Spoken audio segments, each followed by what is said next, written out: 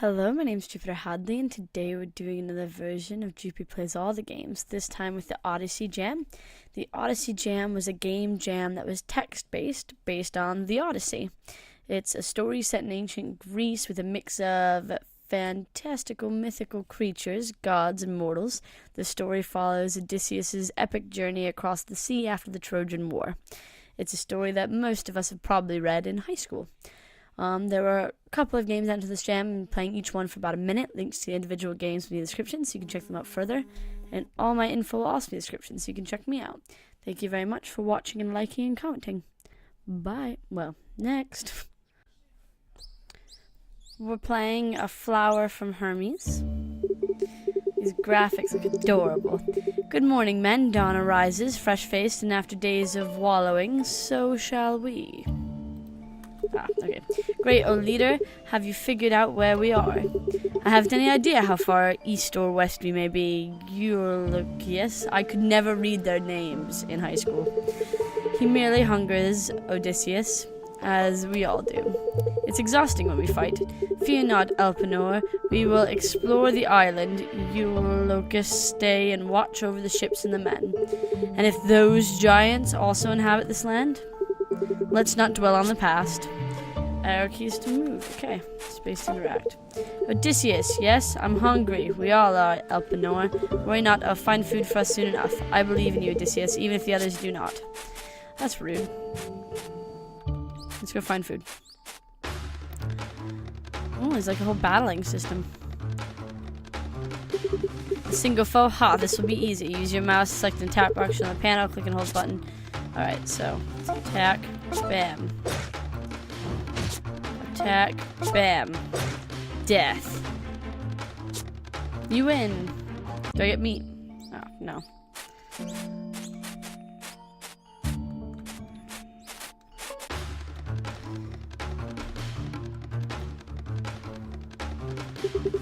Foe hides behind the natural landscape. No matter, my spear should have adequate damage. Enemies that hide behind rocks and other enemies can only be hit with long-range attacks. Equip your spear and lunge at the foe.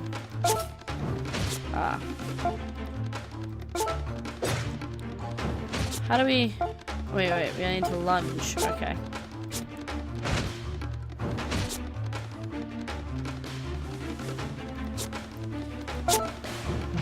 Yeah. Death. Game over. Seems like a really well-made game.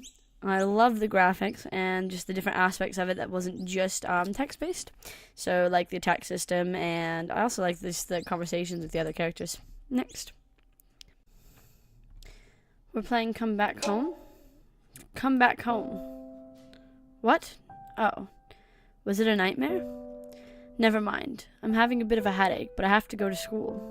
After the lessons, I can choose what to do. Alright.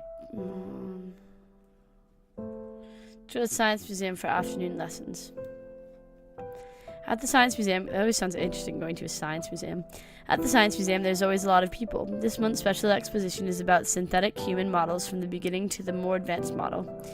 They aren't even out in the shops yet. I'm so curious. My head hurts a bit, but nothing can stop me. It's better if I follow the teacher to the lesson room. I'm nearly crashed into an elder man with the brown jacket because I was a lot behind my classmates and I had to hurry. I hope he's fine. The lesson was interesting. It's about advanced programming. I can't imagine my grandparents' age where you didn't learn to code at primary school. It's time to go home. I'm tired. Finally at home in my room. Good night, world. Come back home. Again. Wait, what? What's happening? I'm confused. Where's my body? Why do I look like this old man? I feel so bad. I can't move with my agility. It looks like the guy I bumped into I've become. And I'm pretty sure I'm awake. I got hit by a flower pot that was on the nightstand table. Why does someone place a flower pot in a place like this? I'd crash it in a second. Oh, in fact, that's what's happened. Reading the City Hall badge, I'm Lestress Fanning. Wait, I'm starting to remember all Lestress's memories. I really have to do something. Let's go to the park. The park is a beautiful place, far away from the traffic. The only thing that lets you know you're in a big city is the high metro behind the trees. I can't understand what's happening, but everything seems fine out here. A dog is running behind kids while a woman tries to convince the dog to come back to her. It's a funny scene. One man is running, another one's resting on the grass. It's relaxing to see the world from this bench, except when you start thinking about what's happening to you. Damn. Think, think, think. What can you do, Catherine Larche? Nothing. I'm going back home. Tomorrow's another day, and maybe I'll ask myself for Catherine or whatever. This day was too much for me. I hope to discover that it's all a nightmare. Come back home. Again. Wait, what? I didn't end up in this person, so that's quite interesting. I didn't bump into them. So I'm just going from body to body now to figure out a way to become myself again. Next. We're playing No One, or Nesse Uno. How am I? No one. Someone. Yes, I'm somebody. I know. I feel it. But who am I? Useless. Well, they call me that. I'm the great Ulysses. I'm going to say all these names wrong, but okay. Ulysses. Only the sound of my name is so scaring, terrifying my enemies. Everybody knows me, but how many actually talk to me?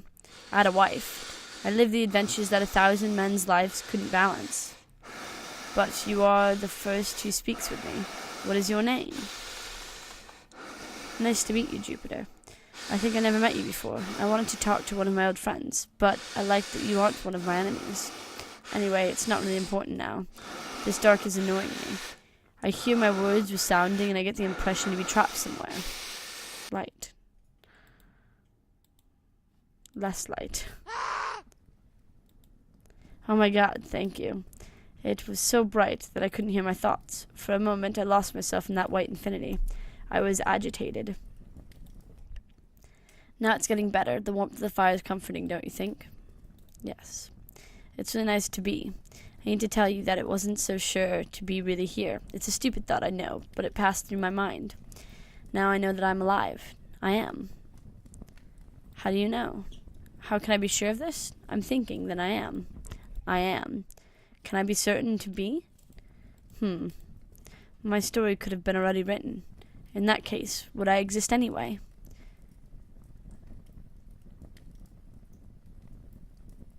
You exist too, but we are different. And with this thing, what are you able to allude to precisely?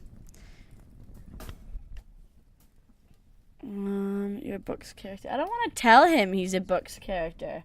I don't want to be that guy to break his whole life and everything. So I'm gonna pick next. I really like the sound effects, and I really like how well spoken this person is, this writing is. It's very, very nice.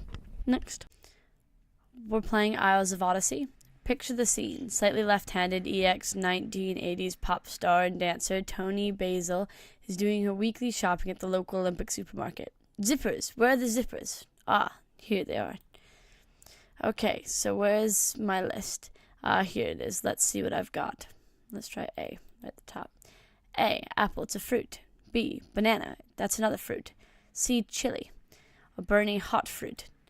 D, dog food. Fruit for dogs. E, eggplant, formerly known as aubergine. F, fruit of the fish, fruit of the sea. G, garlic, a stinky thing. H, hairspray, might smell like pears. Pear drops, that's fruit. I, ice, not fruit. J, junk food, probably does not contain fruit. K, ketchup, squished fruit. L, liver, meat fruit. M, matzo, breadfruit. N, nuts, nuts and fruit, or fruit and nuts. O, onion, another stinky thing, but this one makes you sad. P, pizza, contains pineapple. Q, quiche, would taste much better if it contained pineapple. R, relish, may contain fruit. S, soap, has a fruity name, antibacterial sense of the orangey.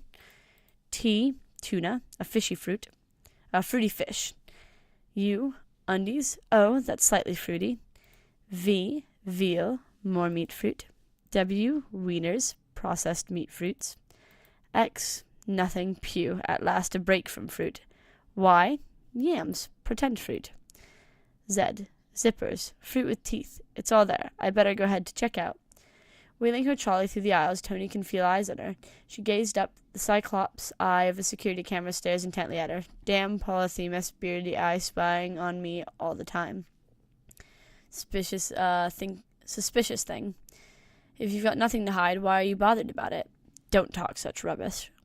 Whip out the ketchup from the trolley and give that Cyclops eye an excessive smidge of the red stuff, or head to checkout. Let's head to checkout.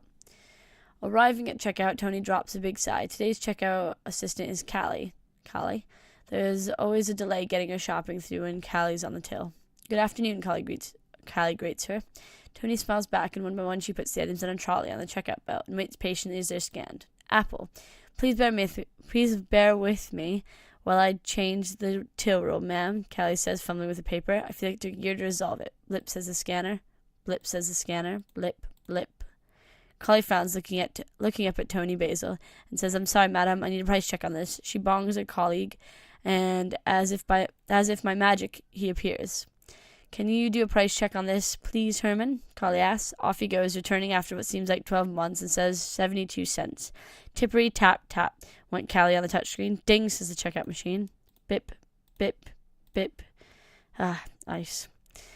Wow, there's a lot to go through, and it's going to take ages. Seems very, very interesting, very modern.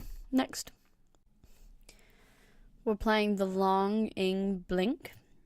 He who desires, but acts not, breeds pestilence. Finally, my dear, after all these long and deep years, I resolve myself in a quick comeback, so please wait for me. I'm already there, in your blink. It falls. A slow tear. Turn off, now. A fatal error occurred. Home. Read me. I wrote this note just in case someone should get here once more. Remember, there's just one way. You can go forward. Home is just where when belongs. Memory.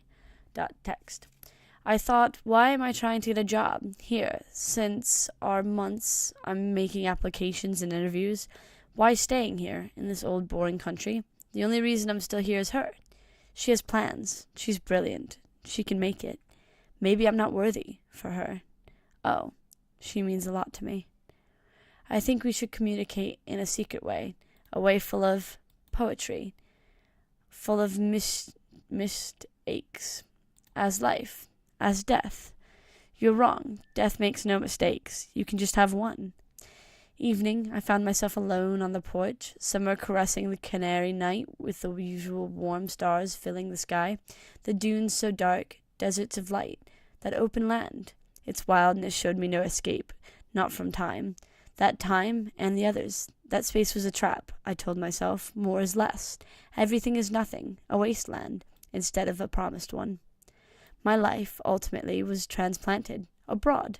I succeeded in creating a perfect existence out of nothing. Job, home, girl. I was wondering how to cope with the feeling I had before. Always the same. Always the same. Anyway, the same. Life, day after day, has turned into a sequence of repeat one, a playlist reduced to a single song, and, of all music I loved, I couldn't remember a single note. I wasn't existing anymore. It was weird for a while, thinking if such quiet could be forever mine. But what I felt, the boredom, the confidence due by routines, no future at all, no mountain to climb. The sand was so weightless, it can move freely, hypnotizing by dancing its new shapes. But nothing can last there in the sand. The war was won. I couldn't stand that peace, the stillness of being already done, alone. So I had a kind of vision, more than a thought. I turned, moved my step towards the door, leaving the desert behind. As the wind blew, a message on my bones, typing thrills with the ascend of the simple words. There's a lot of reading. I love this. It's just written so nicely. It flows very, very well. And it's just quite interesting. Next. We're playing Taith. An old soldier with a tired look on his face sits alone at a bar. That soldier is me, hoping to find someone with whom I could share my story. And their drink. A cloaked figure approached. Well, friend, that is a serious-looking scar you have there. How did you get it? A Trojan gave it to me. I gave him something in return. You were in the Trojan War. Who did you serve? I served under Odysseus of Ithaca. Odysseus of Ithaca. He's a legend. I'm sure you must have heroic tales from the war. There's no heroes in war. If you want to hear a story, you should hear of the journey home from Troy. What happened, old-timer? Here, let me refill your cup. Oh, so I got a free drink, which is what I wanted. The graphics look pretty nice in this. The 12th ships of Odysseus left Troy while the ashes of the city still fell. Odysseus wanted to waste no time in getting home to his beloved family and homeland of Ithaca. You were heading for Ithaca? Aye, that was the plan, but the waves drove us off course. Poseidon had another idea. The tides were against us and we were driven off course. What happened next? We set for the nearest port after the wind subsided. Once the winds had subsided, we laid a course for the nearest port. I thought you said it was the tides that threw you off course. What? Oh, yes, of course. I said it wrong. After we set sail once more, we came across an island. The island of Izeros Island. Aye, it is the island of Cyclones. The Cyclones? Aye, we fought against them during the Battle of Troy. Fierce warriors, but not as skilled in the art of war. We looted the city. They weren't expecting us, so we made light work of the city. We plundered and took anything we wanted. What about the people? The men were killed where they stood, and the women were taken as slaves. What about you? Did you take any slaves? Yes, the spoils of war, as they say. And Odysseus? He was no better than the others. He took his fair share. He wanted us to leave once we had done so. We should have listened. Why? Did something happen? Someone warned the inland tribe. We drank too much and fell asleep. I wonder if we're talking to Odysseus. I feel like we might be. I feel like, if my memory serves me, some of the story was about him talking to people who, knew of him and spoke about him but didn't realize he was him. So it'd be interesting if that's the direction this story goes. Next. We're playing Hyperion's Wake. I'm sorry that you see my little recording thing. That's the way it is. Okay. The whole abyss lay bare, and the rocks around her roared. Terrible deafening. Ashen terror gripped the men. Now fearing death, all eyes filled on Chibodis. Book 12. Nemura, an ocean planet. Red algae spread across the entire ocean surface, coating the water with a blood-rusty varnish. Its meek waves shimmer in the summer solstice. As the horizon melts into the yellow sky, a lone research ship crawls through the water slowly. Its powerless wake leaves a thin pale blue string of churned water, as if it were unraveling the sea. With a full complement of computers, test tubes, sweat, and ambition, it was a floating laboratory. But the ship was adrift, its emergency beckoning chiming away the hours. The heat radiated off of the water with such an immensity it could have melted anyone's thoughts away, but not Ulysses. Go to the lab.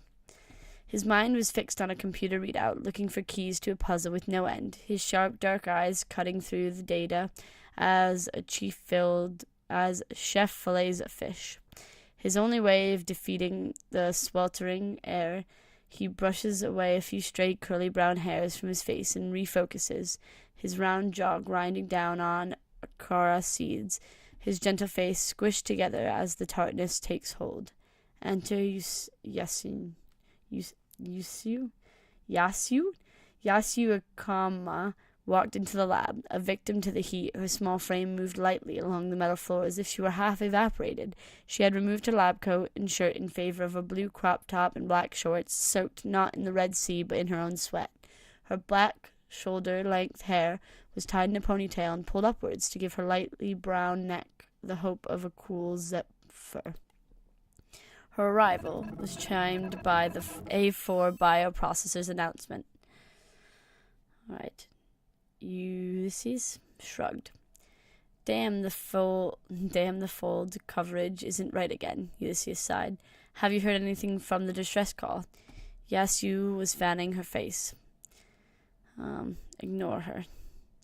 I know it's only been 3 days, but I would like to know that we are going to have a vacation within the next, 1,000 years. Yes, was determined. She hated being stranded. She hated the heat of this planet. She was an exopsychologist, an expert of alien algae. It was not her first love. She wanted to work with animals, but an early encounter with a snapping turtle and a trip to the hospital put her college efforts into biology science that would not run the risk of severe a severed tendon, sorry. Yeah. Yeah? Yeah, meaning we need to get rescued. Or, yeah, we need a vacation. Ulysses didn't respond for a moment. Ulysses? Yeah, as you stepped closer to Ulysses, her foot hit the ground and the entire ship began to rumble. Glass tubes clanged together as loose tools began to find their way off their table, crashing to the metal floor. The air began to hum in a horrible rumble. Oh my God, it's a ship. Yes, you dove for the top deck of the ship. This also seems very, very, modern, or even futuristic. We're playing 108 Suitors, so this is Ithaca. Ithaca's okay if you like fishing. And that's me, Telemaculus, but you can call me T-Mac, all my homies do.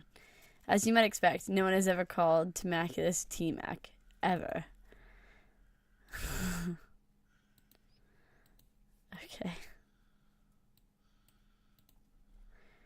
And that's my mom, Penelope, sure. Mom, hey, Mom. Sorry, I scrolled down too far. She's kind of distracted. She's been like that for years and years, ever since my dad went away. Temaculus would never tell you this, but he really missed his dad. Telly's dad, that's what people actually call him, none of this T-Mac nonsense, has been gone pretty much Telly's whole life. I like these pictures, they look pretty cool. That's my dad, I think. I can't really remember what he looks like anymore. He's away on some hella important mission or something, and he's been gone a long time. I guess that means I'm the man of this house now. Temaculus is now 20 years old. I know, right? Doesn't quite act like a 20-year-old. Sup, loser. Why are you still even here? Who the hell are you? Why are you still even here? Someone's gotta see the old lady's needs. Ugh, you're so gross.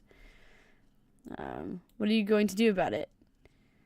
My mom's never going to marry you. So in other words, you're not going to do anything about it. That's what I thought. So yeah, that's Antius. He's just one of Mom's suitors.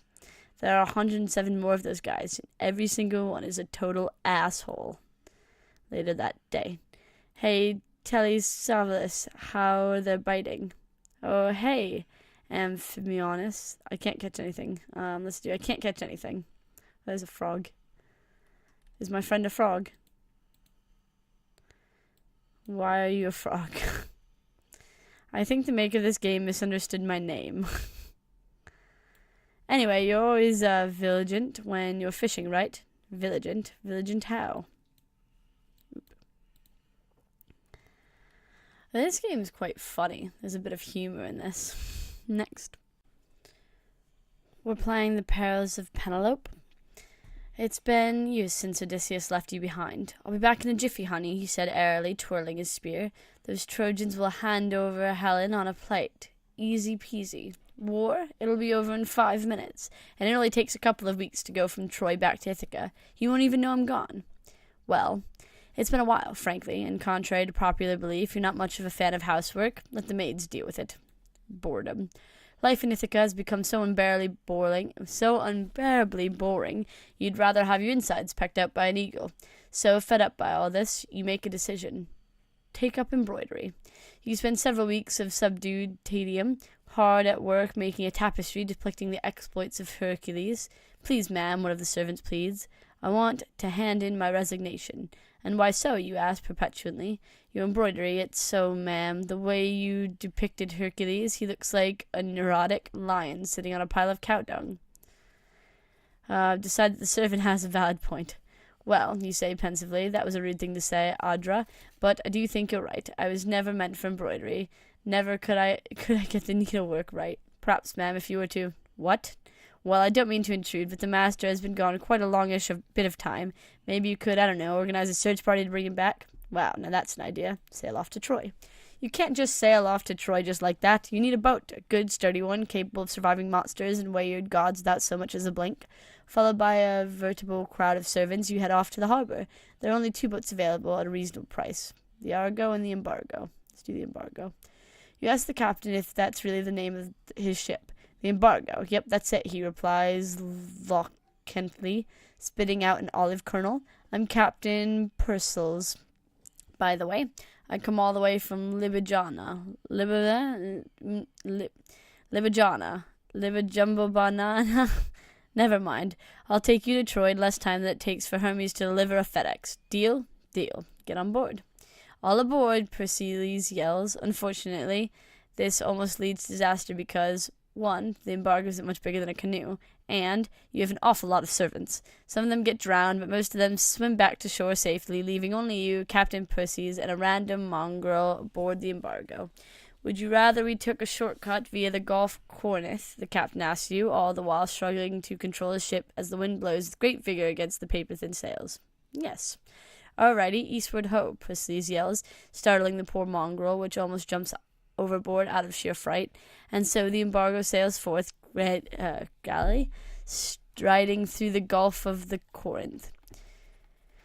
Continue onwards. You arrive at last in Corinth, where you bid goodbye to Perseus and his mangy boat. I'll wait for you, he hollers. Drop dead, you holler back.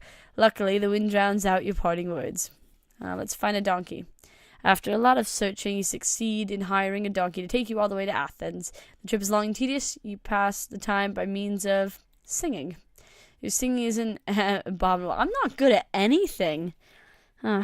It's quite interesting seeing her adventure after her husband, just trying to find him. That's a very interesting way to go about the story. Next. Last but certainly not least, we're playing Islands and Witches. I'm playing the in-browser version. Troy. The wreck of a once mighty city. The remains of the city are on a hill by the mouth of the river Scamander. Double defensive walls ring the city, covered in scorched marks and badly damaged. There are bodies piled against the walls. Bronze arrowheads and broken spear shafts litter the ground. Fire smolders in the streets. Adromach stands unbowed before you. Driftwood lies scattered about the deathbed. You think Ithaca might be southwest of here, but you're not sure. The stars were all wrong. I don't see what I need to interact with. Maybe homepage. I hit play in browser. This is what I did. And it brought me to this page, and I'm not sure what I need to do from here. Oh, maybe type. I have to say which directions go, I guess, northwest. Aetha? Rosemary bushes as tall as a man. The air is full of scarlet and onyx bees, twice as big as they should be. A dozen ivory dice are lying in a bed of dark green moss. Blindfolded harems flank path from the shore into a groove of pine trees. There is a small stone house with yellow smoke emerging. Wolves, lions, and deer wander the island, nudging each other companionably. When they notice you, they go still. You see Kari amongst their animals, idly scratching a wolf's head. You can see a rosemary branch here. You think Ithaca might be north of here, but you're not sure. The stars are all wrong. Talk, Kirky. Talk. Speak. Help. Kirky rolls her eyes. Scotrian water is the purest, but their springs are hidden. You ask one of your men to fetch a water skin from the boat. He sprints there and back. Use water skin. Use. Help. Water skin's pure spring. Go to spring. Go north. You think Ithaca might be southwest of here, but you're not sure. The star. Oh wait, sorry. Thronicea Cows wander the island, their horns curving fantastically. A man is drinking pale yellow juice from the golden cup. He looks at you, turns his cup over, and pours his drink on the ground. That's weird. Lampi is here. Her tan skin seemed to glow. Bees fill the air and stream towards a gap in the trees. You think Ithaca might be southwest of here, but you're not sure. The stars are all wrong. I wish I was able to know a list of commands, because I feel like that would be very helpful. I find this game to be very interesting. I'm not sure why some of these people are responding the way they are to me, but, who knows. This is the end, though, so thank you very much for watching and liking and commenting. Bye.